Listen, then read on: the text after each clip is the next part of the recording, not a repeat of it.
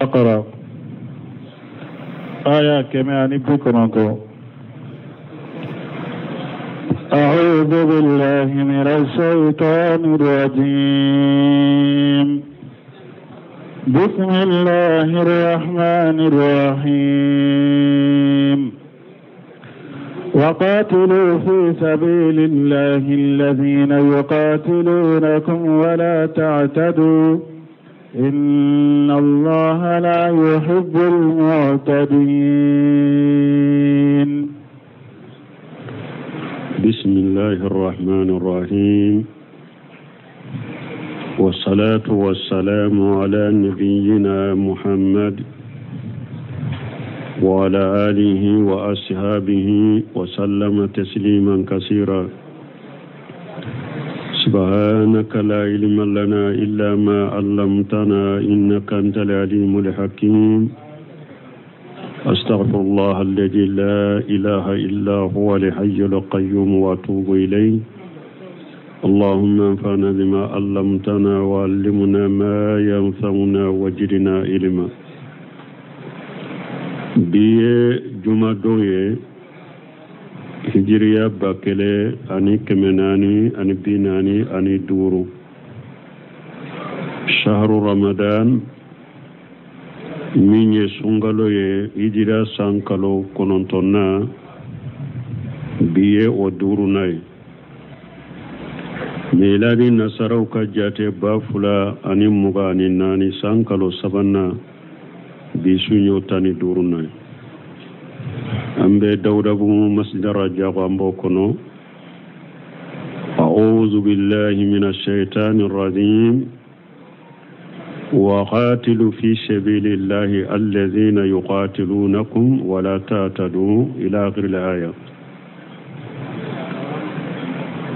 tahyizu wa iqra'u بالأعداء الذين همتهم قتال الإسلام وأهله.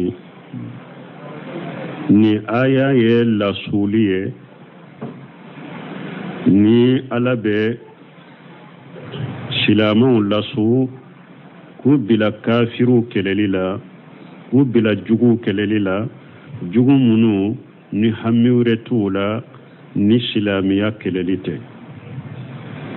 ay kama yuqatilunakum faqtuluhum antum. laɲini mun ye komi juguw b'aw kɛlɛ cogo min silamɛw aw k'u kɛlɛ. ni aya laɲini bɛna kumaw de kan. ala ko waqatilu fi sabilillah. a ye kɛlɛ kɛ ala ka sira la. n'a ko fi sabilillah a b'a ta a ye kɛlɛ kɛ ala ka diina la. fi sabilillah ka kɛlɛ kɛ dusukun ka kalasi ala ye. maana kɛlɛ ka kɛ silamiya sariya kɛlɛ kɛ cogo la. sariya ye jihadu fɔ cogo min a ye jihadu k'o cogo la. jihadu in ka kalasi ala kelen pewu ye fana. o de y'a to ala ko fi sabilillah. a ka kɛ ala ka diina de la, ala ka diina ka kɛlɛ cogo de la. kɛlɛ in ka kalasi ala kelen pewu de fana. parce que jihadu fule silama ibeta ikandi jugu de ma. a b'a tigɛ ni bamuru ye. n'o o ma kɛ dusukun kalasi kan i bɛ perdi diɲɛ la, i bɛ perdi lahara. mais o de y'a to fo kɛlɛ jihadu kɛla dusukun de ka kalasi. ni sara hari ni bɔra diɲɛ damu kɔnɔ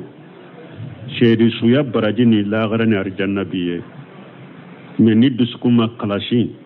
khataruba do danger-ba do i ka t'i kandi jugu ma k'a tigɛ k'a sɔrɔ dusukun kalasi tɛ k'a tero ala kama ko tɛ. parce que o ye de k'i la perdi diɲɛ k'i la perdi lahara khasira dunya wal akhira jalika huwa al-khusran al-mubin. i bɛ perdi diɲɛ i bɛ perdi lahara, o de perdi bangalen ye. o de y'a to ala ko waqatilu fi sabilillah.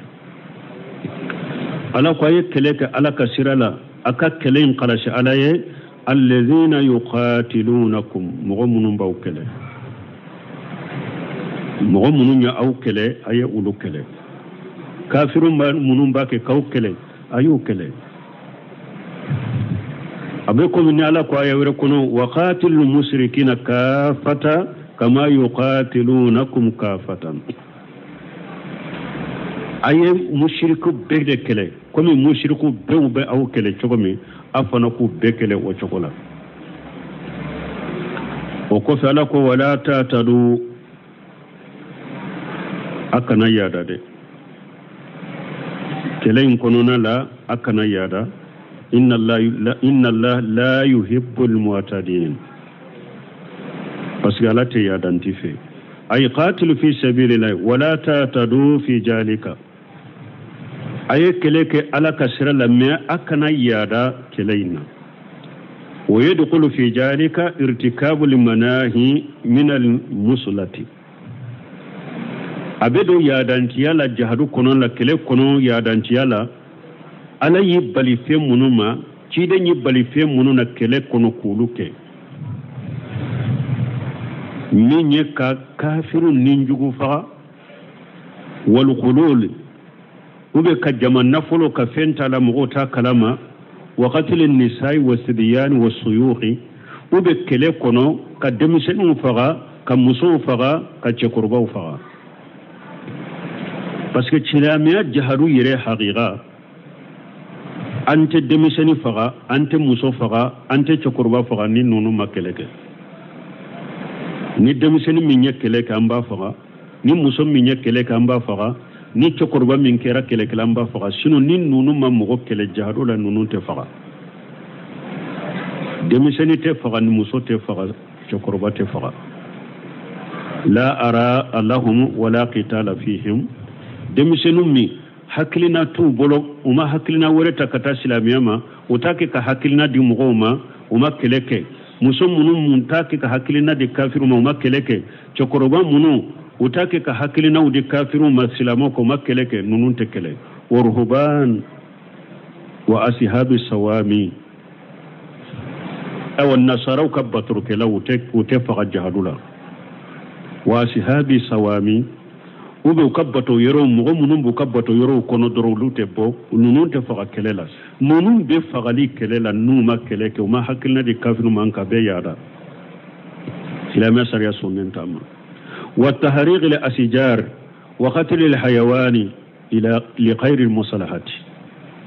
aw kele kono fana ka kafiru ka yiru ka tasuma ke ka yiru la ube ka bagun faga ka soro silama masalaha sitala nunun bebe do yada inkono nunun te bekelela wali haja ja fi sahih muslim nindo kosa nana muslimu kono anni burairata anna rasulullahi sallallahu alaihi wasallam kana yaqulu anana muslimu kono burairata ka hadisa do ako ciden tumba fala ka tanuna kishiba ka tumba fu uguju fi sabilillah na bekele bolo bila shira aba fa yajhaduka alaka shirala قاتل من كفر بالله ukhujum ay mugo kele mugo munun kafirani alaye ay jihaduke wala taqulu akana qululu kede jaman nafulo akanata ni mugo ta kalama wala taqdiru akana jamfanke tele yorola wala tumsulu akana ninjugo fagalike kafirula ولا تقتلوا وليدا ولا أصحاب الصوامي أكن الدمسن فتني فقا نصران يهودا وكبتو كلام نمبوكا أو بتو يرو كنو أكن أولو فقا وفي صحيحين عن ابن عمر أنا نبغر المسلم كن عبد الله بن عمر قال وجدت امرأة في بعض مغازي النبي صلى الله عليه وسلم مقتولة ko tiren ka kele dola Abdullah ibn Umar nana ko alayya musodo faqalen soro kelela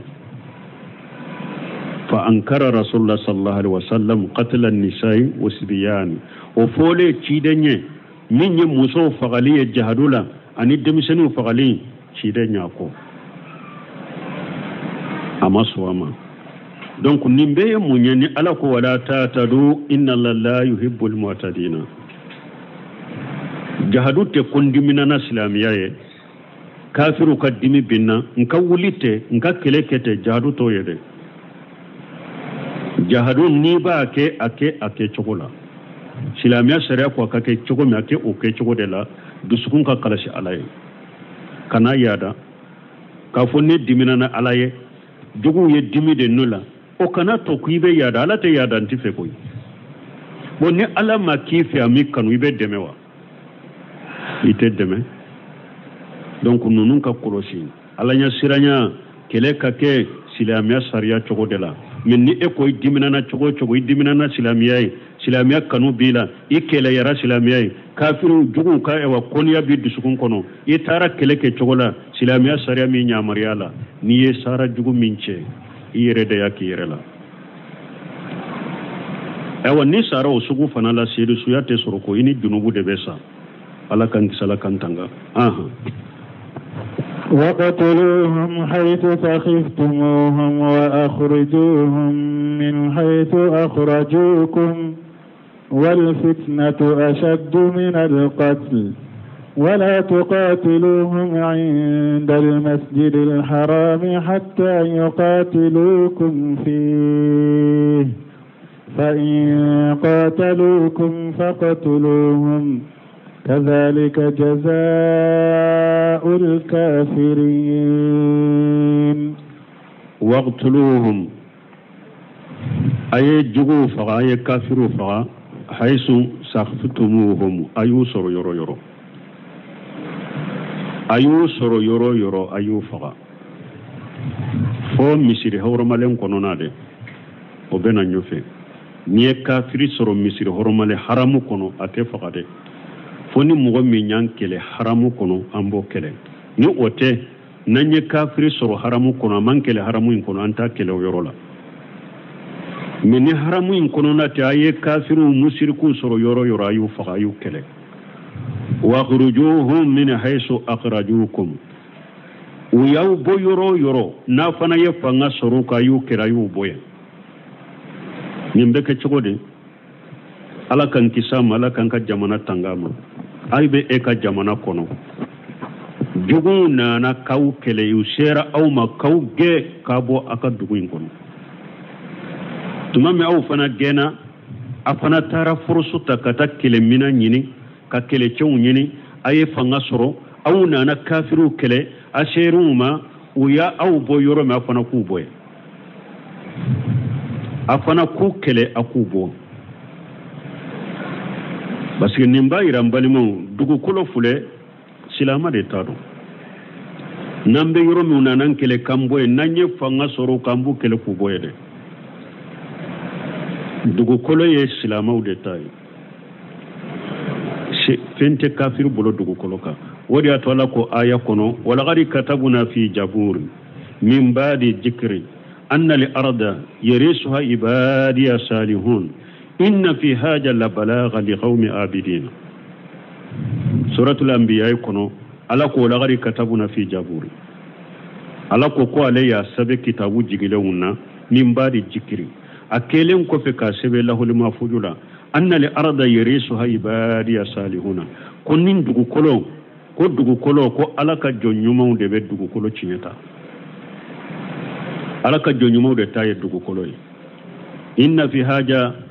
ala ko be nin qur'ana la balagha li qaumi abidina la selibe nin qur'ana la mugoye mugo munu nya pato kelay aya were kono musa ko aka mugo ma istainu billahi wasbiru inna al arda lillahi yurisuha man yasau min ibadihi wal aqibatu lil muttaqin musa ko aka mugo ma kon ka mugo yedde menni ala fe aka sabali aka do dugu kolo ya ala de tay ala ba ciedi a ciedi mogoma minye ala dia aka jonna aba ciedo oma ko laban ko nyuma be diala nya sernya bagawdema donc dugu kolo ye ala de tay dugu kolo jo nyuma de tay odi atun ala ko naye kafiru soro yoro ayu kele yoro te kafiru bolo dugu kolo ka ayu soro yoro ayu kele u yaw bo yoro afana ko kele na seru ma ayu kele aku ge aku boy ayu kele aku boy ukana toy donc mbali mon kele min fulen niye fardun kifaya de jahadu yek fardun kifaya ni silama jama kulu do joranaye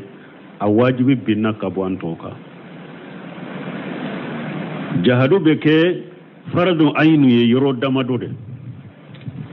ni isera kele yorola etara kere yorola isera kere kene kakaba kafiru jama fule muminu jama fule kele kera eka wajibe fardu aynu ni nye yoro folo yoro fulana mogo min ni jugu nana bi au kaka dugu kono jugu de nana bi an kanka jamana kono banka jugu kono ka ulu jahadu ku nyoni ko banka waye fardu ayni ni nya fulay sabana ni mogo min ni jahadu nyema hatagira ela eni mogo de ebe kele chogodo ube kele mina sugu do be fo anka barake no de kele yoro la mogo shito o kele mina sugu nyedo ni ete ni kele nyema mako sera ema ko haju be ela kele yoro la jahadu kera e fana ka fardu ayni ni nye saba nani na ni kele nyema ye mogo min kere kere ya ko karasa jahadu in kanake o kero jahadu kanake eko au kabbo ayebo akata kele yoro la jahadu kera o fana ka fardu ayni donc jahadu be ke fardu ayni ni yoro nani de sino fardu kifaya de do awo jahadu fana har na awajibira silamauka pour anka jahadu ke sarati dobe ni o sarati madda fanna jahadu tanka waye jumaye alisita atu akasoro ambeshe jahadu la akasoro ambeshala alimaniya banna akele chew bambolo akele minaw bambolo anyema bambolo ambeshe jahadu la jahadu be wajibanka odela mais ni antese jahadu koro jahadu ma wajibanka odela munye ala ko laysa la du'afai wala ala limarda wala ala alladhina la yajiduna ma yunfiquna harajun idha nasahu lillahi wa rasulihi ala ko atem mugo la fulenka ate bana bagatoka ate mugo ka mugo munu ni seto la ninna fakati tu bolon nu be jahadu ke ninna fakati minye junubuten nunun tigla mugo ka nu ma jahadu ke me sarati ija nasahu lillahi wa rasulihi nu yu konnan jake ala ni cidenya de abu kono abu dusukun kono ala yu jahadu wajibe anka amba na tafana anka sheso anka sika kafiru kele ninga nyani nin dantigeli be mugo min dusukun kono me eshede te e ka kafiri kele junubutila me anganiyai dusukun kono komi silama fule chogo misisa jahadu shete silama wuye me abe silama kelenka ikan nganyai dusukun kono ka dantiga ka kunni ne ye sesoro dongo do ni silama wuye sesoro dongo do ka jahadu ke nebe jahadu ke on nganya ka ki dusukun kono de ori ato ciden ko mamata wala mu yaqudu wala mu yahdisu bihi nafsuhu mata ala sobati min an-nifaq akhrajahu muslim ori ato ciden ko konni mo min sara e makkeleke e yire ma delika kelenga ni ay dusukun kono ka miri kele la dusukun kono fana akon ni sara ni nchogo la isara munafiqiya jogodoka ni mo min nyanama ya kasa e ma jahaduke e ma delika jahadu ngania idusukun kono fana ko ni alay jahadu shedi nema be jahaduke e ma delika dantige ninka idusukun kono ka nganiata ni e sara isara munafiqiya jogodoka wala pour silamo ka jaru ke foso de ka suranye ni seta nyama wajibi anka me anka ngani andu sukun ko ne kono konna nye se surambake wal fitnatu asaddu min al qatl tuma mi jahadun nim boli be jahadu la mo chew be faga jahadu kono gun kasiri ayay tawsir fula bara tawsir kala bolo do ko li fitnatu asaddu min al qatl tuma mi jahadu kelaw besa silamaw besa nim bolim be jahadu la ala ko kafirun ma wal fitnatu asaddu min al qatl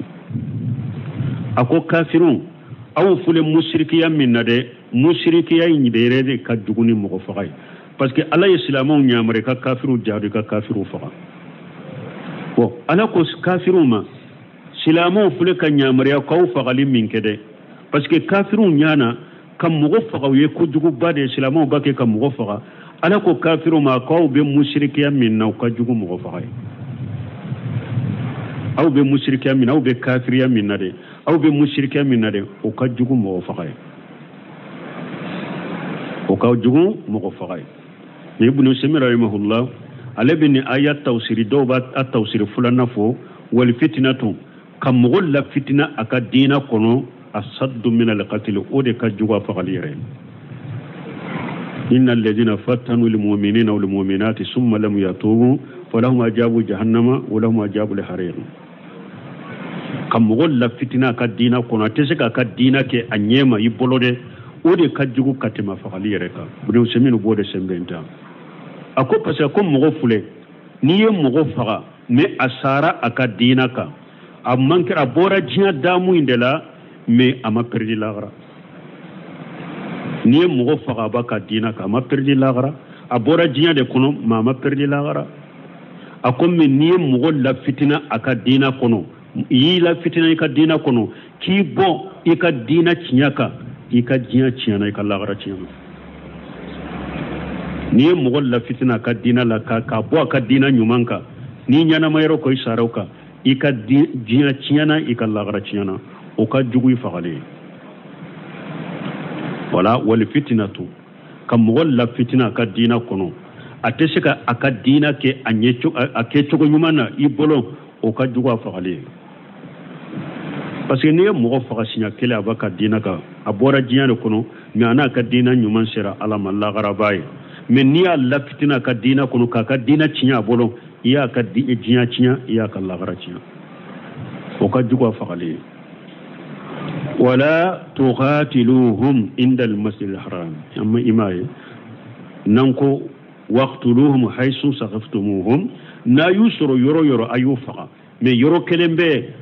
ناني كافر سرو يرو لانتو فقدي ويجمعي ولا تقاتلوهم عند المسجد الحرام ألا كوا كان كافر فقا مصر حرم لين يرو لا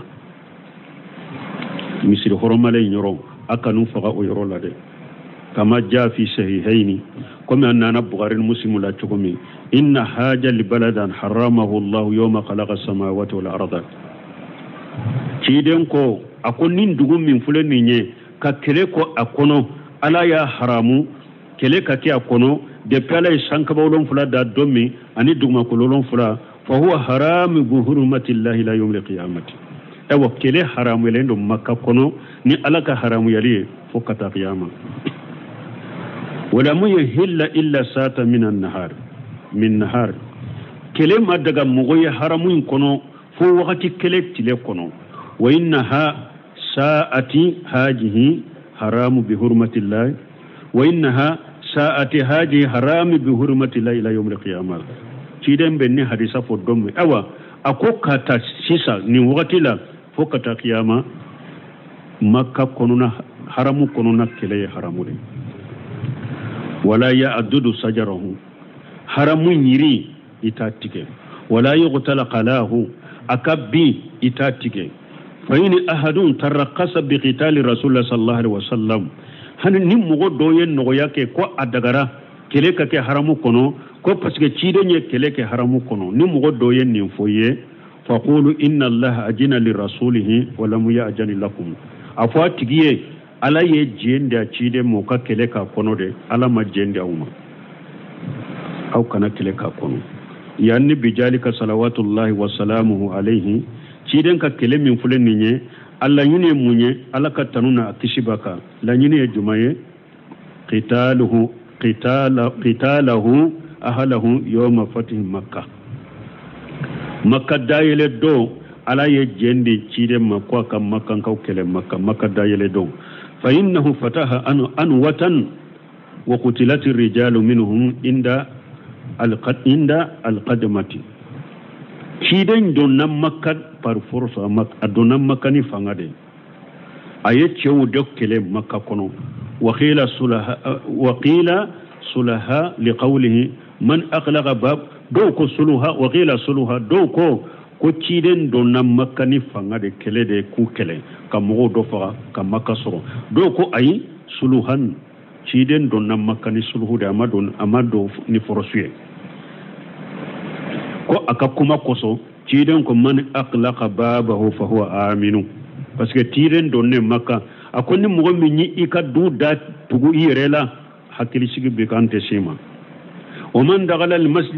المسجد فهو آمن ني مغمي دون الكابا كونو حرمو كونو حكي سيكي بكانت سيما ومن دخل دار أبي سفيان فهو آمن ني مغمي دون أبو سفيان كدو كونو حكي سيكي بكا كون ننقصو ko ciden do nam makani sulhude ko amaddo ni forosuni kele akanu kele misiri hormale yorola hatta yuqatilukum fihi fonu yaw kele hatta yuqatilukum fihi fonu yaw kele misiri hormale no ni kafiri ya ankele misiri hormale amba kele men ni kafiri mi ankele anta damina ni kele haramu kono fa in qatalukum faqtuluhum men ni kafiru yaw kele misir horomalena ayu kele ayu fagay kazalika jazaa'ul kafirina ewa kafiri be ka saray ninde ala bolo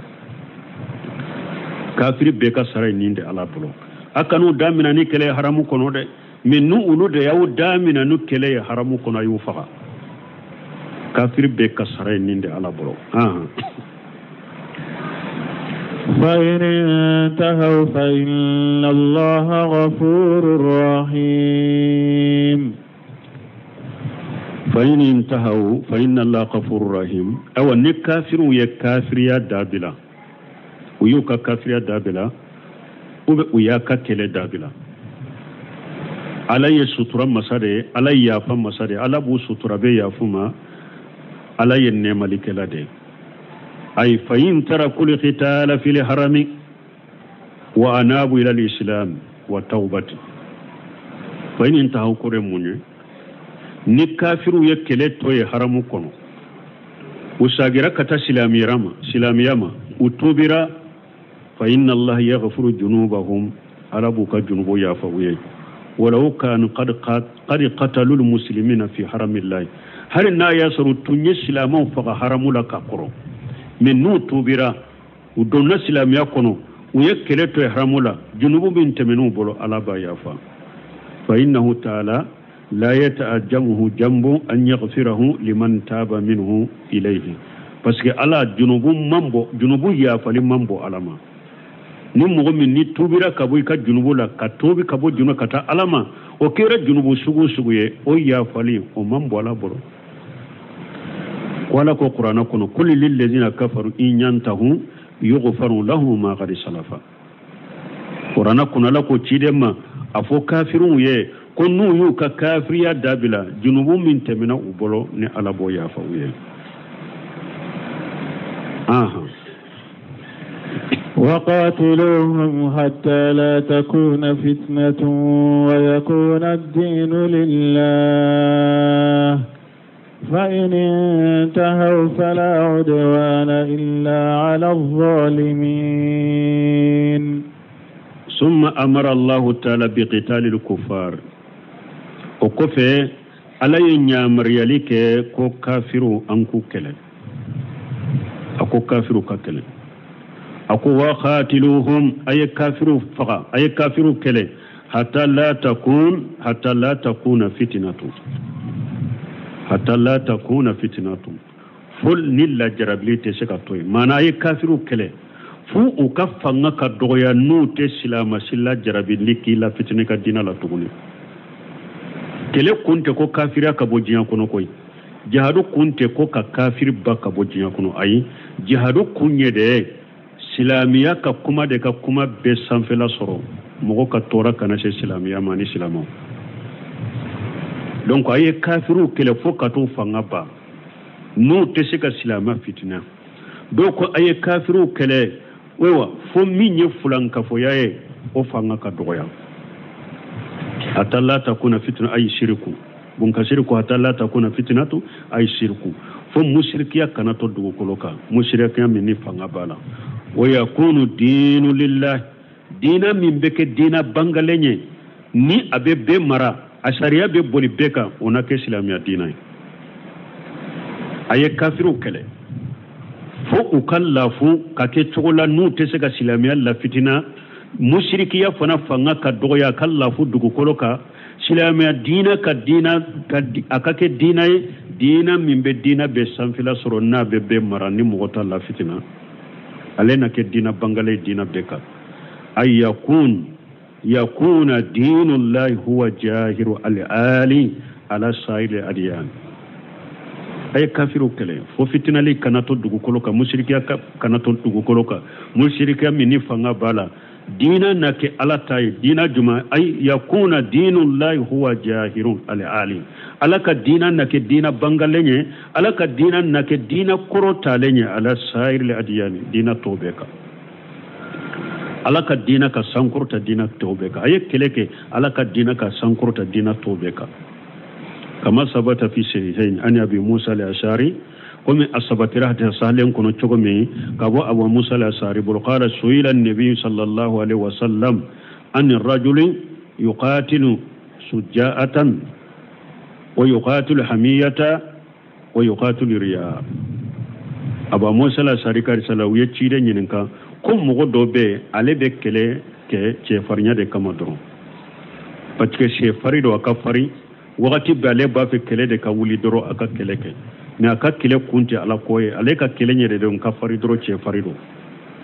wa yuqatilu hamiyatan che do fana be ale be kele ke la fasali de kama mugo do nana binka mugo ka mugo do nana binka jamana ka binka jamana la fasa binka mugo la fasa do fana be kele ke ninde kama o yuqatilu riya uko chide ma mugo wore fana be ale be kele ke yire jira de kama mugo ka ye droit be keleke ayu zalika fi sabilillah uko ciden manunu saba jombe ala kasirala fa qala ciden ko man qatala litakuna kalimatullahi hiya al-ulya fa huwa fi sabilillah ciden ko ni mugo minye jihadu ke ni mugo minye keleke pour ala ka dina tobe sanfela soro dugu koloka o tigi de be ala kasirala wadi yato no semira rahimahullahu anyinin kara kele bolo munun be fini tigun munun be jiya kono jamana wula nu be kele ke jamana wutogola donc ni hadisa sarahula uya nyininka ni mugo minye kele ke ko façon de nyuma ya mbinka jamana defa ni osaradu ako mugo munun be kele ke ku ka jamana defa ako ikana kele kete la fasali doron kate ikana kele ko kade ni ye kele ko o kai sara ite sedi suya sorode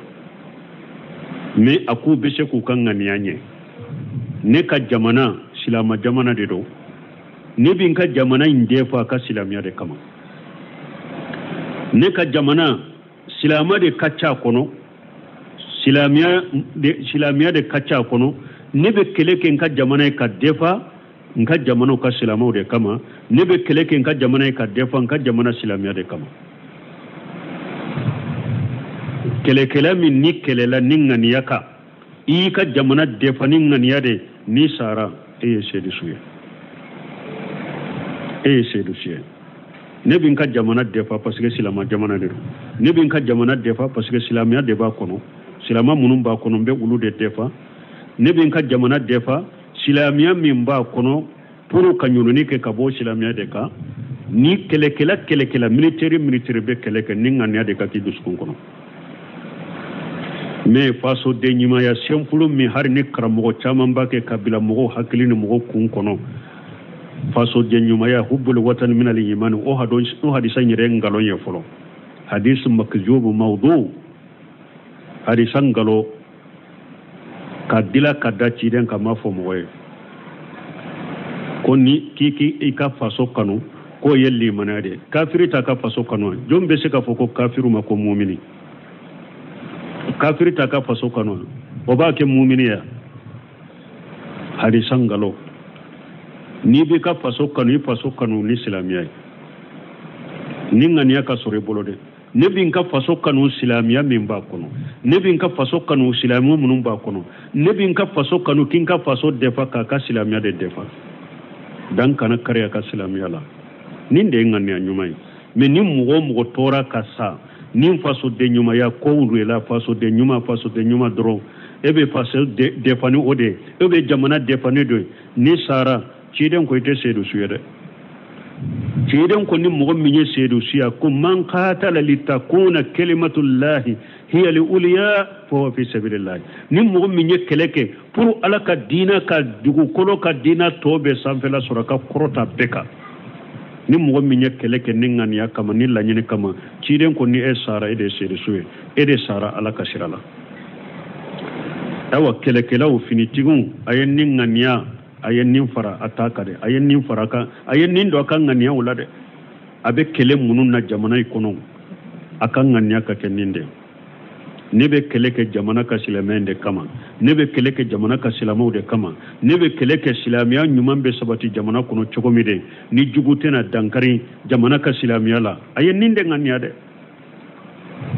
na yen nin ngania na usara amba jigi aye sedu suye wala mais ni mogo min tara defali dron de la fasali simple te o bu hubbulu watani jamana kanute façon den kanute isaraka ciden ka kuma de fulen ni itala ka sirala de parce que ciden ni kara ceedo be keleke ce farnya kama ceedo be keleke la fasali kama ceedo be keleke yirejira kama nonu na jombe alaka sirala akonni mogo min ye keleke pour alaka dina ka dina be sanfela soro o de be alaka sirala وفي صحيحين أنا بغير المسلم كنو أمرت أن أقاتل الناس حتى يقولوا لا إله إلا الله شيرين كن نيا مريلا على نيا مريان كم مغو كله فو كافو لا إله إلا الله باتو فنسيت منك باتو تشيني على كلمة توته فإذا قالوها أصموا مني دماءهم وأموالهم إلا بحقها وحسابهم على الله نمغو من يوفو يسيركما فلافو ni mogo min ko la ilaha illallah ni mogo min ye nin fo unu otigila mogo u ka joli tangara ka bo nema u ka nafolo tangara ka bo nema fo nafolo hakke u fe ho joli hakke u ka korosili tobe ala de ka donc nin fana ye munyira ambe jahadu ke kata munna la ilaha illallah ni min ye la ilaha fo doro ke raslamay fo na ye fendo ke la ilaha ko fe min ba ka la ilaha guruja o ya damuna koye sino ni mogo min ko la ilaha illallah donc adonna silamiya kono donc doni ke be bennen baka yahudiya ni nasara ante na uluma kulu faga direti folo ambo wele kana silamiya de ma no silamiyara alhamdulillah no ma silamiya ewa amba fuye amba wuto aka kafiriya inka me aben ni songo de silamaw masangosa silamaw de ba awmara aka ben ni songo de silamaw ma nu sonnoma kelete ambo to ka kafira ka sangosa ben ni songo dama ni yahuda ni nasara min bannan ni masa abanna ka silamiya ako alete so fana kan ni songo dama awa ciden ko an kadde men ni ala fan ka kele amba le kele nindela yahuda ni nasara ben bebbe nan ninka me sosoli bala ide yala kafiru to fana ben nin chogola wa o ben nimbe yahuda ni nasara dronde do ko yahuda ni nasara dron do ko ay har kafiru to ben nin chogola bunu semira mi holla tuma mi nay nin kuma fulafo ako min ka kene har kafiru to ben nin chogola ko pasige majusiya hajara ko cide nyin ewa ni songo mi nawlu fana majusiya wudero ko ola har kafiru to ambu wele kata alama de kana silamiyama nimmin sonna silamiyama fule ninnim maso silamiyama akoye neto ne ka kafira ka men nebe ni songo dama be aw ka marakono amba sabata be ni songo dama me ni kafir mi maso silamiyama amaso ka ni songo dama ni fanga be silamawla ambe de menyine ala fa ambo kele de ka fa ka boy الشهر الحرام بالشهر الحرام والحرمات قصاص aya madafa fain intahu nu yuka kafira dabila uyauka kele dabila fala udwana illa ala jalimin ewa sira tawbolo kata mugoshima ket fonni min kera tonyali kelay akana yada mugoshika fonni min kera tonyali kelay ni kafir min kera tonyali kelay be sika yadoka ni kafir min kera tonyali kelay sira be awbolo kata oma o dogoyalima ana nyangili meni ote nu yuka kafira dabila utubira kabo kafira la uyaka kele dabila akana yaduka de toni mo min kera tonyali kelay o ko fe ala ko شهر الحرام بشهر الحرام. عن جابر بن عبد الله قال لم يكن رسول الله صلى الله عليه وسلم يقجو في شهر الحرام إلا أن يقجا. جابر بن عبد الله كو حديثنا نبغاري كنو كو تشيدن تنتك كلك اللهورما كالولا فني كافر من ياكله أو يقجو فإذا هدره أقام حتى ينسلق. وبتشيدن بكا جهدو كده من اللهورما كالونا ندرو تشيدن بكالجو فكت لهم الكروبا. ولهذا لما بلغ النبي صلى الله عليه وسلم وهو مخيم بالهدبية أن عثمان قتل نند كسو تمام كباريان نانا تشيدما ويا سرابا كتن تنكرو شغلن بالهدبية كباريان نانا مكم مكان كويه عثمان فقط. وكان قد باسه في رسالة للمشركين أيا سرو تشيدن يا عثمان تشي kata mushrikuma akata ciden ka cide do lashuma. Usmana tale makadro ya minai kibariya na cide maku ya faqade baya ashabuhu wa kanu 1400 tata sajara ala qital mushrikina. nin kuma mene ciden bolo ciden nya ka sebo yalla hidusri mogo keme mogo bakele ani keme nani nyogona uyalla hidu shiri iri koron ko kata mushriku kele. falamma balaghahu anna usmana lam yuqtal kaffa an zalika mituma mi kibariyan na she chide ma ko usmana ma faqade chide nye kele indabla wajanaha ila al musalamati wal musalahati fakana makana chide milela kata ajengena kata tishuka doni nyogonche kam masalaha doni nyogonche weye masalaha doni nyogonche min kera o kera. وكذلك لما فرغ من قتال حواجينا يوم هنين وتشوكو كلنا تمام تشيدين حواجيني ككله هنين وبنا فلهم بالتائف فأدل إليها فحاصرها وتحسن فلهم بالتائف نمون مبوللا تمام حواجيني ككله بنا هدبية سا من مبوللا ولو تارد دغو تائفة شيدين تارك كتوفة فحاصرها شيدين التائفة دامنا ودغل جول القادة وهو محشر لها بالمنجانيغ جول القادة ويلا هرما كالودي ودونا وياسر شيدين شغلين بدغو دالا أني منجانيغ وبمي كبكرو من كرو كافروما واستمر عليها إلى كمال 40 يوما كما ثبت في سنن أنس. كيدن سيغراي فوكتا دافا تلبيناني كما نانسك حديث البخاري مسلم كونو. فلما كسر القتل في أصحابه انصرف عنها تمام مغفقتا تشايرا كيدن كسيبولا الساغرا ولم تفتن ثم كرر راجع إلى مكة وأتمر من الجارانات كيدن ساغرا كبو تايفا ولا الساغرا كان مكة kali umura ke yoromi bafo jarenat ay al umura ke haythu qasama qanaima hunaini wa kanat umratu hajihi fi jil qada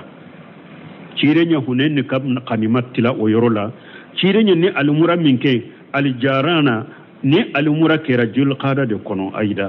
ama samani hijra san segina salawatullahi wa salamu alayhi alaka kishi alaka tanuna kisibe cirenka mana lanyine munye la hurma karo kelete ka kono fonni kafir min yankela kono amba kela kono kele ube la hurma kalo anye kele damina ka soro la hurma kalo mado ode fuleka ke taifa tai anye kele damina ka soro la hurma kalo mado bo kanto kele in kono la hurma kalo indonna ambe continue o kelena anto jo ambe continue o kelena donc la hurma kalo koni keleli en chogo ya fula dola kelende ni kafiru yankele ala ambu kele ube anye kele do damina allahurma kalo do nakanto kele in kono amba do nanye kele in jo ko ambe allahurma kalo temeli makono kafiru bena feramma donc ambo kelo o kele amba continue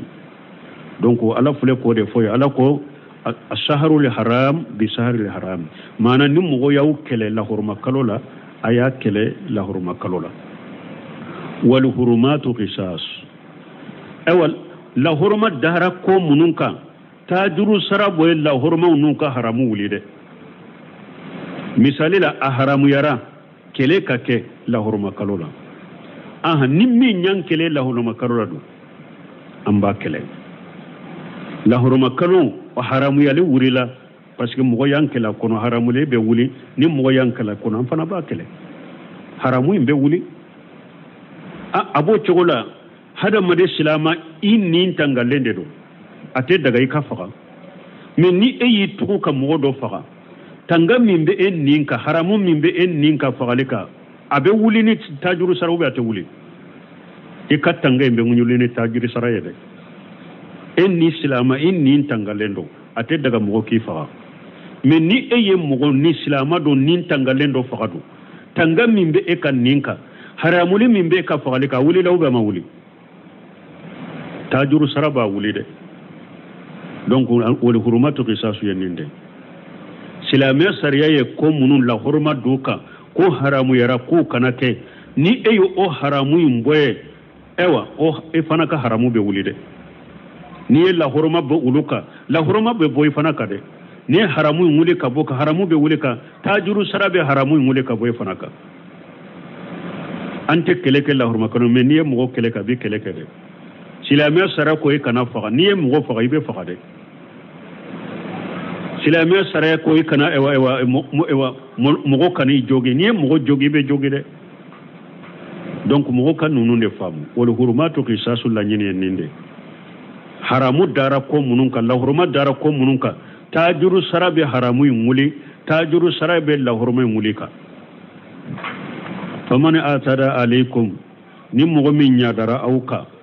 fa atadu alaihi bimisli ma atada alaikum afana ka yadaka mana nin korere ni mo ye kojugu ke ila itajuru sara ni te saka sabale ka to itajuru sara ni mo min nya dara auka afana ka yada uk atigika mana afana ka tajuru sara tigila aye minke ila anyogona ke atigila nimbe ko ni ala ko fa in akhabutum fa aqibu bimisli ma uqbitum bihi nabe jangil nyangilike janga katalike janga kata min kera wula o nyogona de ka tigila faman atada alaikum fa atadu alaihi bimisli ma atada alaikum amara bil adli hatta fil mushrikina ala fule kan nyamara ni tilenyaye haran ni mushriku ce haran ni mushriku ce ala nyamara ni tilenyade ni mushriku ya daranka nu yemmin kanna ni amfana banka tajuru sara u yemmin kanna an kadda wala ko nyogona kula dro an kana temede hari an ni mushriku ala yetilenyade bilanka aya nyamara ka tilede nu yemmin kanna nan fana banka tajuru sara wala u yemmin kanna ko nyogona de kula an kana temede wattaqullah ayesira alanye akatangana akodo ali alaka dimiche ayetangana do ani alaka janga katate mogobe tangana do ini alaka dimite chokodi mogobe tangana do ini alaka janga katate inye chokodi alay nyamra ni minye bode ke alay bali minye botoy wala muakado anna allaha mal muttaqina ko ala faralembe alanya sernya bagawdeka وأنفقوا في سبيل الله ولا تلقوا بأيديكم إلى التهلكة وأحسنوا إن الله يحب المحسنين وأنفقوا في سبيل الله على كوين نفقت لك على كسر الله نين نفقت لي جكا من واجبي أبوتا يكدم بيان نفقت بوكونو iben na fagatilin mununki ala kasirala ni fantaw ni balima surwa be de bokono aya kan na fulon na fagati ala kasirala wala tulghu bi aydikum ila tahlukati akana ayire bila kata halakima akana yire bila kata halakima halaku hilhi shay'ul manawi halakim min beye ani halakim min yemana halakim min beye oyem jumaye ka jahadu toye kan nafagatili toye ala ka sirala ni mogo mi ala ye sheke e be se ka jahadu ke banna ka jahadu ke ala ye sheke kan nafolo di mai banne ki kan nafolo nafagata ala ka sirala i yere halaki reddi halakima mana reddi halaka janga katama uba foninde malhishi mana wiwe munye wala tulghu bi aydikum ila tahaluka halakim mana lama ayay mbo fanata o yejumaye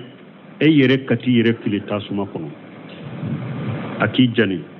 o yere halakide ala koy kana kede yere kati yere fili ji kono ibeto jimina puri katwa kono ni yere halakide ala ko kana te yere kata da kogo do koro kogo minni bini be nyogona itare da o koro o ka bi kai kasa ni yere halakide akana yere halaki annu hujayfata qala najalati fi nafaqati hujayfata ko konni aya jignan nafaqati lidela wani aslama abi imrana qadisam min aslama ibn abi imrana kana bil qustantaniya wala ahli misr ughbata ibn amir kunna bil qustantaniya ko ulutumbe yoro dola ba fo qustantaniya ko ulutumbe o yorola ko misran kan ughbata ibn amir kele bolo de utara qustantaniya kele bolo min bora misra ughbata ibn amir ya ulunye mai wala ahli sami rajulu yuridu fadalata ibn ubayd minye samin kan fadalata ibn ubayd o ya uluka nyemai فخرج من المدينة صف عظيم من الروم أبورا مدينة جمع صف تمام فنا بورا مدينة أروميونا فخرج من المدينة مانا أبي قسطنطينية أبي دغو من دالا صف تمام دي بورا أرومي جمع تمام دي بورا كانوا سكري فصففنا لهم أم فنا كرا صفي ويه مانا مبافي كنا كلي دامنا ambe dugu min dala urumew jama chaman de bora kafiru ubenan kele an silamu fana kira safai fa hamala rajul min al muslimin ala urumi hatta dagala fihim silama do bora silamu safala kata do urumew chela u jama summa kharaja ilaina adona urumew jama chela kabo kana silamu ma fasahha an-nasu ilayhim mugobbe kulura وكل شيء كمانكانشي فقالوا سبحان الله ألغى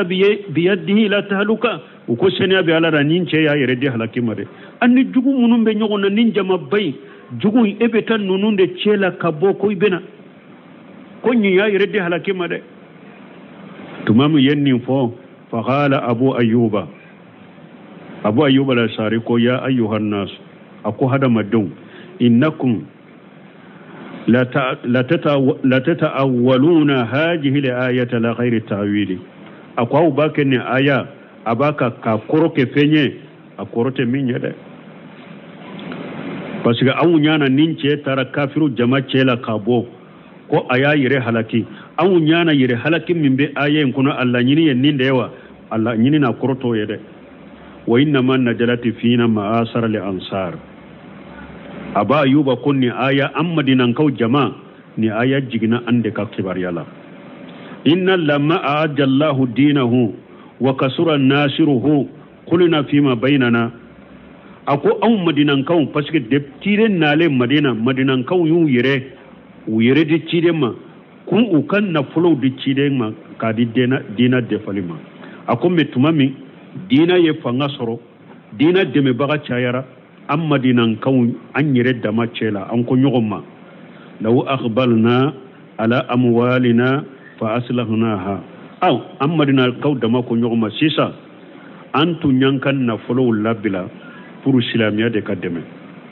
sisa islamia ye fanga soro islamia de me baga chayara an kal na flow an kan na flow mina an ku dila mana an kan yire mina kabon na fakatilima an kan yesan kan na flow dilalima anu buguli an kan bolo mina kabon na fatima islamia de mina kaba tumam an yenni fonni nyogonche fa anjala allah hajile ayata alayni ayaji alayni ayaji waqila doko an yujini ba rajulu jamba fa yaqulu la yaghfiru li fa anjala allah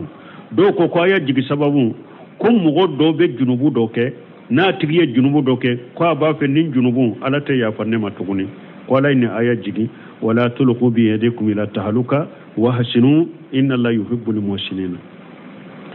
mi anye tafsir min fo bunu semenu be aya in tafsir ko fulade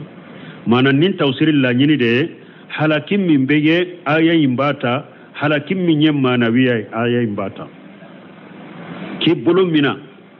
kan nafulu mina ni ta na sebiye ki kan nafulu mina ita na fakati jahadula ube ka jahadu toye iyere di halakima ni mo min ye jahadu to iyere di halakima na fakati alaka sirala ni ya toye iyere do halaki iyere di halakima abedo ayen kono ni mo min fana tara yere bila tasuma kono ki jani iyere di halakima ni mo min tara yere firi ji kono puru ka tola iyere di halakima ni mo min tara ewa ida kogo do koro min ni bini be nyogona ka bika iyere di halakima aya imbe halakim fula beta wala tulqu bi aydikum ila tahlukati ala ko iyere kana u yere di halakima wa hashinu ayen nyuma yake inna allaha yuhibbul muhsinina ala be mo nyuma undefe o madimun al aya mun kasirin ko aya la nyini be munyiranna al amru bil infaq fi sabilillah fi shair wujuhil qurbati wa wujuhu taati aya mbanya mariyade kon na fakati likate ala kasirala ani fingo fenye bato sirade ani ala bato ko na fulo kan na fakati ulula wa qasatu sarfu al amwali fi qital al a'da'i kire boleka kan na fulo financier ka do jugu kelelila wa bajruha fi ma yakhwi bihi al muslimun ala aduwihum ani kan na fulo na fakati ka do kola ko min be sababu ka fanga di islamu ma ujuguka wal ikhbaru an tarki fi zalika bi annahu halaku wa damaru ala yankibar yak fana konni mugo yen na fulun na fakati ala kasirala konni ya otoye ko halaki de bi surani guruja liman lajimahu wa atadahu ni mugo yo ode kika jogoye ko kika ladaye shebe ete na fakati ke ala kasirala iye ode kika tabulo ni ka jogoye halaki de bi summa atafa bil amr bil ihsan o ko fe tumami ala yen nunun fo aye anya mariya ya bila kafana kanya mariya kon kanyuma yake wa huwa ahla makhamati taati baton be ewa min baton min kortale no kateme baton be kay oye ali ihsanu de udallaka cide nyin kan mali ihsanu qala anta abuda la haka annaka tarahu ali ihsanu ni alace ikala bato komi nyaade be alala ni kan limane ma se o degere ma fa innahu yaraka ikadu ala nyabe ela bo al ihsanu lil khalqi ka nyuma yake damfi unye o fane jumaye kafu li aja wa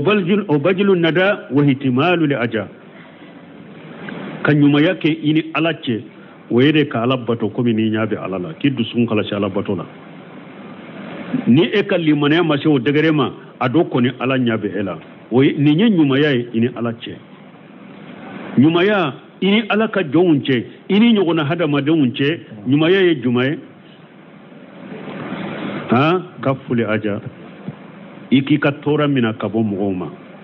o bajulu nada anika ke fonnan shire ika fonnan shiriya ke kamugo so ka nyuma yake mugo ye o hitimali aja anika munyu mugo ka tora koro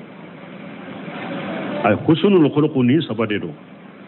jogo nyuma kata hada madon manni sabadedo dro kaful aza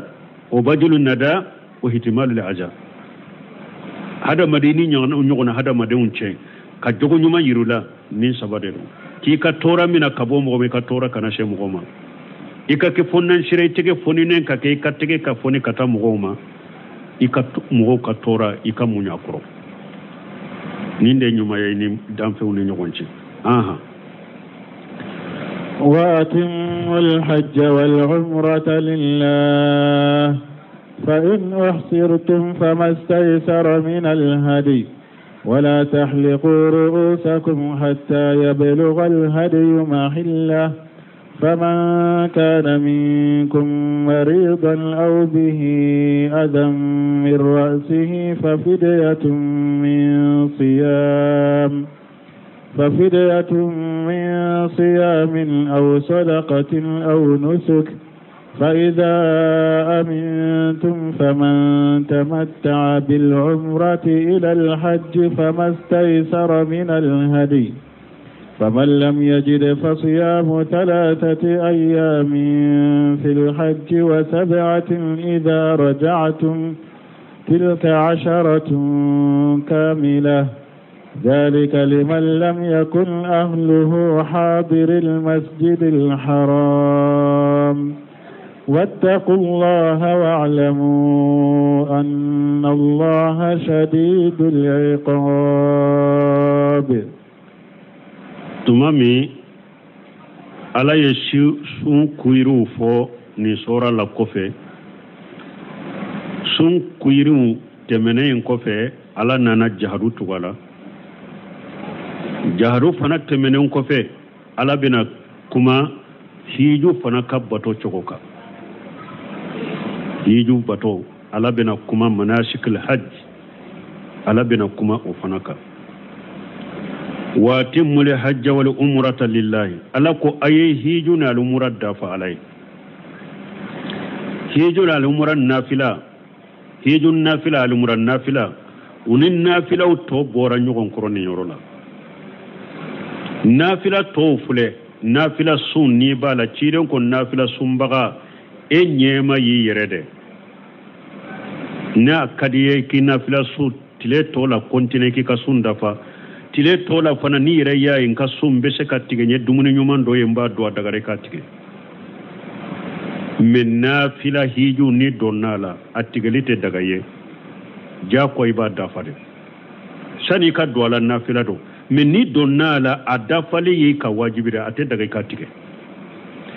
alumura nafila alumura ni donna la sani ka do ala nafila do ibi swala na kade ka do na mande kana do me ni donna la kaba hari ni nafila de ro adafali keri ka wajibi wori atala ko watimul hajj wal umrata lillah ako ayen nafila ay hiju ani al umra ayu dafa alay hiju nye farda de ni donna la adafa hiju nye nafila de i donna la dafa al umra nye wajibi de ka ni donna la adafa alumura nyen nafila de wa ni donna kono koni akati meli ka wajibi de na ala ko lillahi la nyine munye ka iwele kata dusun kala sima ikika hiju ke ala de ika alumura ke ala de hiju farda mado iddu sun kala saka ke ala de hiju nafila la mado iddu sun kala saka ke ala de alumura wajibi la mado iddu sun kala saka ke ala ye ka timme ala ye alumura aw nafila madero iddu sukun qalasi ka timmi alay fa in husritum ni jugu yaw bali obe kuma sahale balili fendo yi bali ma se kashe alikabama mogo eyen na mutani hijuye obe yen na mutani alumuray jugu tarabala mi ani makka ce kwate se makka kaka hiju dafa jigu tarab balamani makka ce kwate se makka kwa kal murad dafra kwa be kal murad dafa ube e shen karila ube e banana de e yen na mutani hiju ma te siga dafa bolo tuguni yen na mutani al murad te siga dafa ite siga dafa tuguni akera jugu de yikale akera bana do de yisoro akera ujura do koni e soro e ka hiju ite siga se alikaba ite siga hiju indafa donc ninninya aw soro fama aystaysara min al hadi ikalela yoromi hadiya min nogoyarima o faga ikasadi hadiya min nogoyarima o faga ikasadi ayen namuta ni hiju jugu tara balamaw ni makka ce fati se makka faka sagide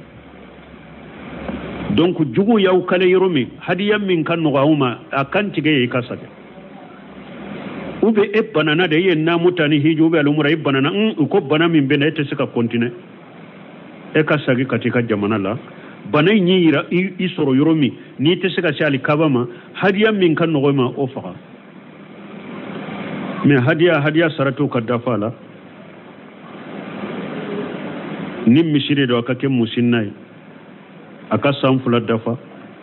ni sagade do aka kalworo dafa ni bade do aka sora ye sankelen dafa ni nyame de do aka sora ye sanduru dafa lebu munun fora ko kana ye hadiya law kana yala ibo hadiya faga ibe sage mais nuna nyogona ni mogo min beta hiju yoro la bana dobe ela isomilen bi yere la dubba ata adella kana cide ma bana do de bala asikalen bala bana imbe se kale soro ka soro mase makka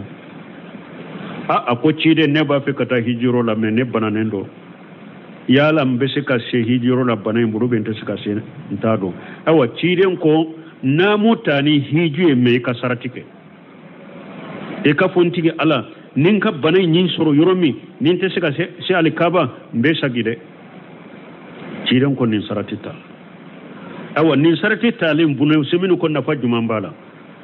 ni mogo min ni beta hiji yoro la de ni kalela ima se kase alikaba me ima saratike i kalela yoro mi be hadiya faga kasaki min na yasuru mogo min ye saratike i kalera hadiya tila foi tila ibe saki sarati na fay ninde ni mogo min beta hiji yoro la iso mi lembi yere la bana dola yalem ne be segin ka hiju dafa bolonte se ka hiju dafa saratike ntigi ala ninne ka balay nyin kale yoro mi mbe bonnamu law yoro la de ni sarati ni banay nyi soro yoro mi te se ka hiju dafa tuguni abe daga ye ka bonnamu la hadiya fakati la ibe saki mais ni ma sarati inke ibe hadiya fakat famay say saramna li hadi wala tahliqu urusakum akana akundi hatta yabluga al hadiyu mahillahu fo hadiya kashe yoroma hadiya kashe yoroma haramu akantige yoro fo hadiya kashe ro nim fanay min mahajuratil ihram namu la ni hada manayin namu tani hiju ba al-umra o ba fo ni namuta ko munu haramu yarai boro kan namu finu tola ni to okay ube kan namu finu tola ni amra ni to okay kundi bala kani kun shigi dide min mahajuratil ihram bo don ke ba uye soni tigedun uye ulu faraka kata ube ka kasa jalan ku yere la kata uba fo nonu mahajuratil ihram ni mo min yenna mutani hijube alumura ko munu haramu yareka ate daga iko ko abada fo hadiya kashe yoroma aka na kundi de na yenna mutani hijuye ube ayenna mutani alumurai aka na kundi fo hadiya kashe yoroma faman kana minkum marida aw bihi aja min rasihi bon ni mo min ni e banana de ube tora fendo bi kunkolola masala an kon ni namu tayti kun sigiddi eye namu tasisa namu kelate kun sigiddi me kunkolo dimi gelen do de emina e kala dala no kunkolo dimi yimina kun sigi min bi kunkolo la nimo ode di ite lafiya kunkolo dimi tibila adagaran ninna bana de yi sorofiki kundi adagarai kiki kundi me ibena ewa kuma bufin doke ibena fidiya doke ni bana do ito i kundi a ube e kun sogorade jogili do yi soro i kunkolola kun sigi bala munun ba furake ko joli mun fule kunkolola te ateshe ka furake abara na be soro ni fura ube kala fo iki kundi ibi kundi aw bihi ajamirasihi ube tora fendo de bi kunna garangaw ube garanga de donna e kunkolo o kun sigi kono garangaw ba ke ku toro kosobe ni mi kundi yere de utel lafiya ubolo awa adagara e ki kundi parce que ka kundi kera darurani ujura sisa adagara e ki kundi me ni kundi fa fidiyatu min siyami ibe kafara doke ni darura nana yi kundi kafara dobika o kafara adoye munye ko sabab de bena fo ibi swala ni sera kaminke fa fidiyatu min siyami ibe su ni kundi ni bana sababu ye ube yi kundi ni tora sababu ye yi kundi inamu to ni ujira do sababu ye ibe kafara doke kafara folo ye munye su na karibe su ni sui kiden ka di sale ya perpere la tiganye tile saba ibe tile saba su ni kundi ni darurai aw sadaqati ube fulanna ibi kaswala ube ibe sadaqati ke na ka miskine la dumuni ni sadaqati fana ciden ka hadisa ko miskine woro ibe miskine woro de la dumuni miskine kele sawutilanche miskine woro ibo de la dumuni miskine kele sawutilanche la dumuni ni fana yode hadisa yo perefere la tikanye aw nuski ube be bagando faga ibe saga do faga ibe ba do faga awa mahajuratul ihram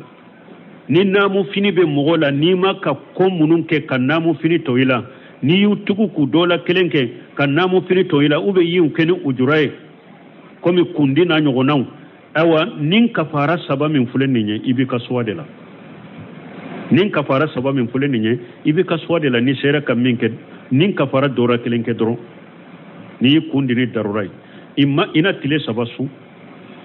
ube ina miskine woro la dumuni miskine kele sawutilanche ube be saga do faga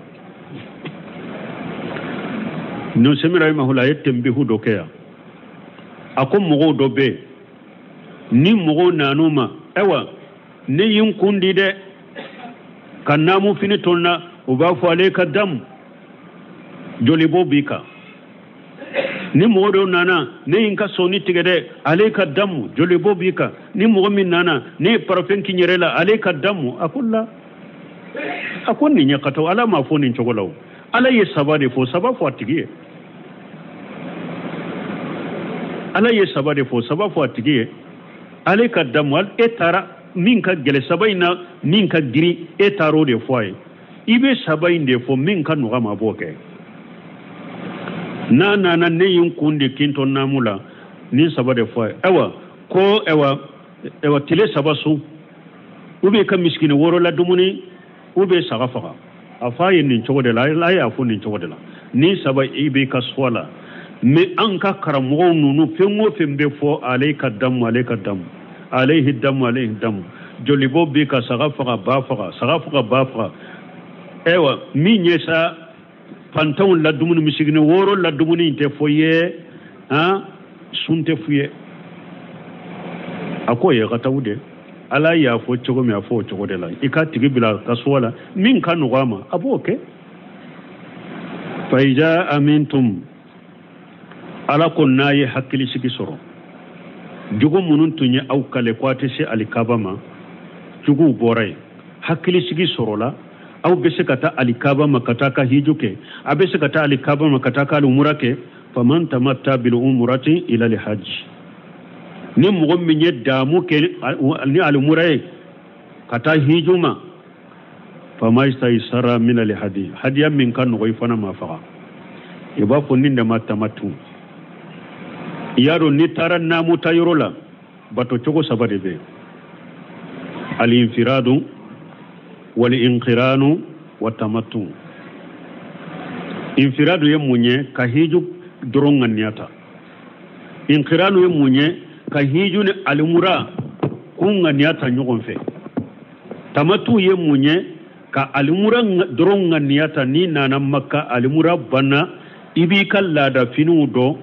hiju fana do minye sallibatile segina ibe sage kannamu finu do ka labbaika keni hiju fana chide nyere ka hiju laba ye inqiranu deke me bato sabay na juman kanyi tamatu parce que chide nyere inqiranu minke alabana kafo ko laba ako ale bora min kalama ye mindo ko na tunyodo sana ka inqiranu ke kwa afana tumbe alumura doronde nganiata donc tamatu de kanyi akacha fana jamana ka hiju kala chamambe tamatu ndeke ukama tamatu mani ko damu parce que iye bato fula soro iye damu soro ka bato fula ke taman kelen kono tama kelen kono ye bato fula ke akono yo damu soro parce que ni itara iye almura nganiata ni sera makka ibe almura ka baraw ke ni amura ka baraw umra ka baraw bana ibi kundi be to makka ni makka ka ube kelanya ikalla da finu be uludo hari ne aya sori ni kamuso daga kamuso tarai makka almura banna sani hiju wakati ka shawu daga ranyo gonye men ni sallibatile segina sera ibe sagi kan namu fini sirini hiju nganya fana donc infirado ba fo labbayka hajja nyel labbayka keni hijuye iba fo ninde ma infirado awa eni namu finu de be nyogonna fo sallibatile tanna niye ewa jamratul akhaba niye bele wolon fulay fili wakati mi de namu finu be se kubira niye bele wolon fulay fili ki kundi ki ka hadiya faga donc ebbe se kan namu fini bila odela infiradu tigi ani inqiranu tigi u fula kabara be de kelenye me minye inqiranu tigi tawafu fula ba alela akalu murat tawafu ani hiju tawafu me infiradu tigi tawafu kelende ba aleka inqiranu tigi hadiya ba aleka infiradu tigi hadiya taka sinu kabara be kelenye mana infiradu tigini namu fini de beto fo sallibatile tanna inqiranu tigi fanane namu fini de be nyogona fo sallibatile tanna o kabara be ye chogo kelende me inqiranu tigi doro tawafu fula balela anika tamani safanu wana cho fula baka alumurata ni hijuta donc hadiya fana baka inqiranu tigi me infiradu tigi hadiya taleka tamatu ale ka baaraw nu ka baaraw te kelenye tamatu be alumrat da falende ke foro ko be bapew donc ko fe hiju fana wakati be hiju nganyata kuray donc inqiranu tigi ba fo labbayka hajja wal umra inqiranu tigi ba kan nganyata ni chokoda labbayka hajja wal umra donc me tamatu ba fo labbayka umrata ale ba alumrat doronde kan nganyata abena makka kalmura ka baraw ko na la kamura banna ani makkan kaw be kelenye ni hiju fana wati sera be namu finisir labbayka hajja hadiya be tamatu tigi fana ka hadiya be inqiranu tigi ka hadiya be tamatu tigi ka hadiya te infiradu tigi ka minye hiju doronga neta hadiya ta leka famay say sara min al hadi ni mo minya tamatu fana ke hadiya min kan noima o faga hadiya saratu kadafala asawun kadafala akafaga faga wati fana la hadiya buna basi tilela do nane buna basi nyininka ako yalan katta matuke wa buna basi ko tamatuke atigi ko abubakar ni umaru ko an kana tamatuke de ko parce que umaru abubakar ulu fana yawa yere jija juman soro ola ko ni mogo min nana ko kana tamatuke ko ni mogo min nana alumurala ko ni ka alumura ke ko kana to makka ko be hiju makono de ko sage katika jamana la ko ni hiju wakati sera be sage kana hiju fanake ko puru taka sakina chaya kana makama ko me nana alumura kama kalumura ke katoe ni hiju fanana ne be hiju ke ko be takana sage dogoya kana likabama ko la ni mogo min nana alumura la sagi katika yorola ni hiju wakati sharebe sagi kana buna basa ko atigma ko tamatuke alumura ke kato makka ya ka hiju makono ya ni hiju wakati sharebe hiju fanake che ko abubakar umar ko an kana kede aku yushiku an tanzila alaykum hijaratu min as-samai aqulu qala rasulullah wa taquluna qala abubakar wa qala umar Abdullah ibn Abbas ko sisa ala be faraw jigaw ka kabo sanfe kaw halak mba fo ciden koy ka kete ciden koy ka lumur tamatuke aw bake ka fonne ko Abubakar ko kanake Umar ko kanake mba fo ciden ko ka ke aw ba fo ko Abubakar ko kanake Umar ko kanake faraw be jiga ka kabo sanfe ala ba halaki sisa balmo na ya soro ciden ka hadisa koro ciden ka kuma koro Abubakar ka kuma tellaje Umaru ka kuma tellaje mogo weredu ni ya yambe Abubakar ka kuma mina ka barake nay ka Umaru ka kuma mina ka barake nay ni ciden ka kuma te yoro mide namma ciden ta ye yoro mide ambe Abubakar tamina ambe Umaru tamina me ni ciden ta yera yoro mi mogo shitta tena wala tamattu ni mogo min yake hadiya min no yarima afaqa faman lam yajid ومن لم يجد فصيام 3 أيام في الحج وسبعة إذا أرجعتم تلك أسرة كاملة أو أنكم مغمين يتمتوك هديا من غير ما يكافر على كل مغمين ما هديا صرو تلك سبسو أو هيجو وقتلا كيتم مكة إبكا هيجو وقتلا تلك أو ثلاثة أيام في الهدي نعم تلك سبسو كيتو هيجو يرولا دونك بانكو minna tile saba suni ya haramu ye foni mogo minya ma hadiya soro no ya dirawma minna tile saba ale be se kusu ka to minna ayamu tasriqi usuni ya haramu de ayamu tasriqi usuni ya haramu de foni mogo mi ma hadiya soro makka no ya dira o mo be se kusu ibe tile saba su kuito hiju wakati la ni hiju donna kito makka وسبعة إبتل ولون فلاسون إذا أرجعتم ناو ساغرا كناكا دغوما إذا أرجعتم ناو ساغرا كناكا دغوما إساغرا كبو هجيرولا إبتل ولون فلاسون تلك أسرة كاملة يتل سبا من سمكا هجو دونا أني إني ساغرا كبو هجيرولا إبتل ولون فلا من سم نونون دبي فرانيون كاكا تلتان دفالني تلتا mana ni mogo min ma hadiya soro makka ni tamatu ko ma hadiya soro ka faga ibe tile tande be bila hadiya nola ibe tile tande su o de be bila hadiya nola tile ta ibe tile sabasu hiju tile wala kito makka ni sagira kabo hijiro la na kanaika jamana la ibe tile wolon fulasu abeke tile tanda falenye wala ta ko tile ka sartun kamila liman la jalika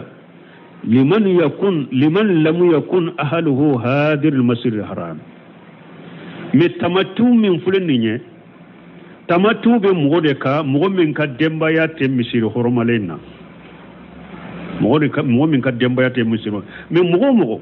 ni eni ka dembaya sigilen de be misiri horomalayin kono haramuin kono tamatu kote ka kola makanka tamatu te makanka ye tamatu be de mo munum be boyro were kana me tamatu te makankaye min fulani kuma damado nanawla liman lam yakunu ahlu hadir al masjid al harami do ko munum be haramu dawn kono mo min ni ka demba ya sigile be haramu dawn kono tamatu te wuluka ulusiga tamatu ke do ko hadir al masjid al harami ko mogo munum be miqatu koro mogo be miqatu ko fe ne ka demba be miqatu ko fe ko e be se ka tamatu ke me mogo be miqatu ni makache ete se ka tamatu ke ko e hadir al masjid al haram kuma sabanatu ko mogo mi ni sallibe surunya tama hakke minna o tama hakke be mogo ni makache otama hakebe mogo ni makache ete makadunke ebe se ka tamatuke me mogo mimbe ni ewa tama mimbe ka dobo salila tama mimbo la daga ye mogo mimbo o français ni makache eto ko hadir masjid haram nin kuma sabare nanala me bunu shemi rahimahullah tuma may nin kuma sabafo akom min ka kene hududul haram munum be haramun kono dro mogo munun sigilen be haramu dayun kono uko mogo yoro ye haramu ye makka mogo sigilen be haramu in kono ni ka dembaya tamatu te ulude ka ko lode ode kuma sahalaye munun be haramu dayun kono ini ka dembaya sigilen be ni haramu dayun kono tamatu te nununka aw te saka tamatu ke tamatu be na bagawde ka wattaqullah ala ko ay siralanye ayet tangana do ani alaka dimiche ayet tangana do alaka ani alaka janga kata che ibe tangana do ini alaka dimite chogodi ibe tangana do ini alaka janga kata che chogodi alay nyamar ne minya ke alay bari minay ka toy walamu anna allaha shadidul iqabi aka do ko alay janga kata gelen tigide alaka janga kata ka gele kata ka kuta bagama ana soso bagama اقرأ آية كمان بكم أعوذ بالله من الشيطان الرجيم بسم الله الرحمن الرحيم وقاتلوا في سبيل الله الذين يقاتلونكم ولا تعتدوا إن الله لا يحب المعتدين. بسم الله الرحمن الرحيم والصلاة والسلام على نبينا محمد وعلى آله وأصحابه وسلم تسليما كثيرا. سبحانك لا علم لنا إلا ما علمتنا إنك أنت العليم الحكيم. أستغفر الله الذي لا إله إلا هو الحي القيوم وأتوب إليه. اللهم انفعنا بما علمتنا وعلمنا ما ينفعنا وزدنا علما. biye juma doye hijriya bakele ani kemenani ani binani ani duru shahru ramadan minye sungalo ye hijira sankalo konontonna biye o duru nay